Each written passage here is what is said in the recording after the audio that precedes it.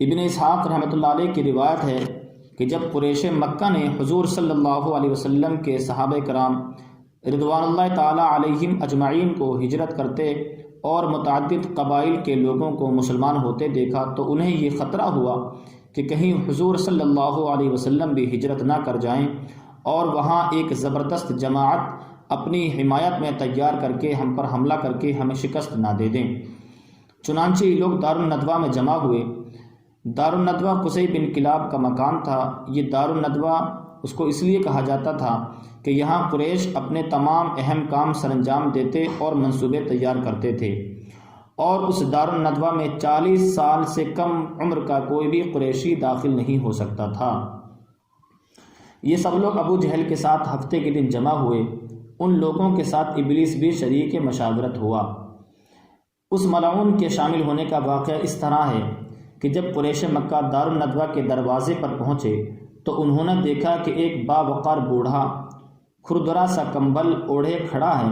ایک روایت میں یہ ہے کہ طلسمان کی ریشمی چادر اوڑھے ہوئے تھا۔ انہوں نے پوچھا آپ کون ہیں؟ تو کہنے لگا میں شیخ نجدی ہوں، تم نے جو ارادہ کیا ہے میں نے وہ سن لیا ہے، اور میں اس لیے آیا ہوں کہ تمہاری گفتگو سنوں اور تمہیں مشورے اور نصیحتیں کروں۔ چنانچہ یہ سب لوگ اندر داخل ہوئے اور آپس میں مشورہ کرنے لگے۔ ایک روایت ہے کہ 100 آدمی تھے اور دوسری روایت میں ہے کہ 15 آدمی تھے۔ ابو البختری جو غزوہ بدر کے دن مارا گیا تھا، اس نے مشورہ دیا کہ محمد صلی اللہ علیہ وسلم کو لوہے کے ایک قلعے میں بند کر دو اور اس وقت کا انتظار کرو جب ان کا انجام بھی پہلے شعراء جیسا ہو جائے۔ شیخ نجدی نے کہا یہ بات غلط ہے، خدا کی قسم اگر تم انہیں آہنی دروازے کے پیچھے بھی بند کر دو تو وہاں سے نکل کر اپنے اصحاب کے یہاں چلے جائیں گے۔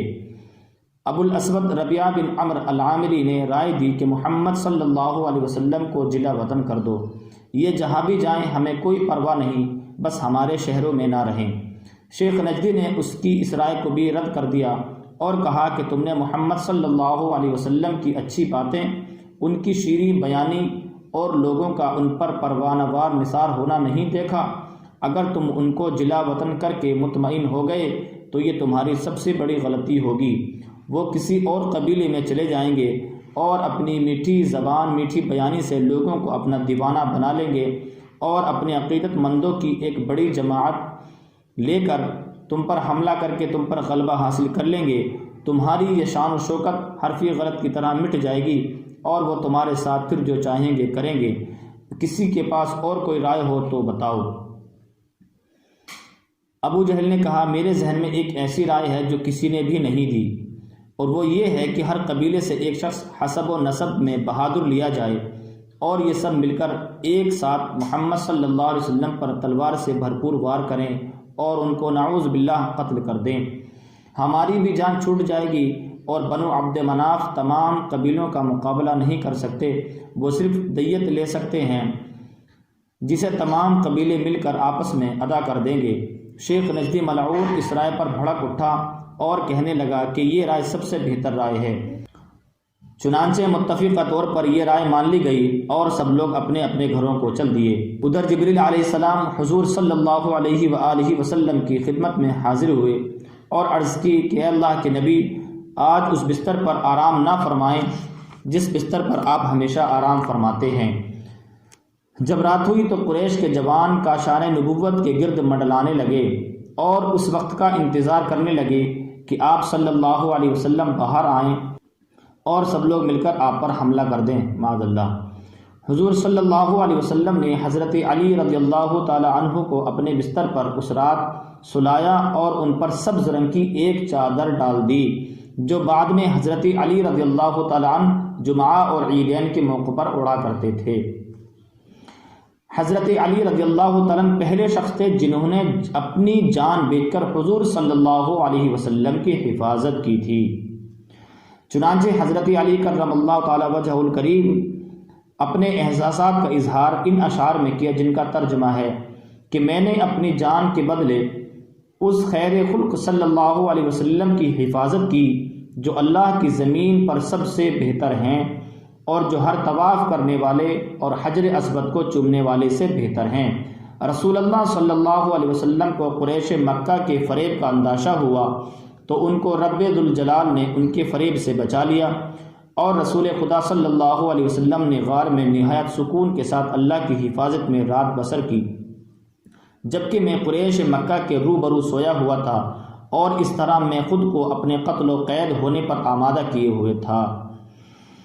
اللہ تعالیٰ نے قریش کے ان جوانوں کو اندھا کر دیا، اور نبی کریم صلی اللہ علیہ وسلم قریش کے جیالوں پر مٹی ڈالتے ہوئے یہ آیت تلاوت کرتے ہوئے باہر نکل گئے، فَأَغْشَيْنَاهُمْ فَهُمْ لَا يُبْصِرُونَ، اور انہیں اوپر سے ڈھانک لیا تو انہیں کچھ نہیں سوجتا۔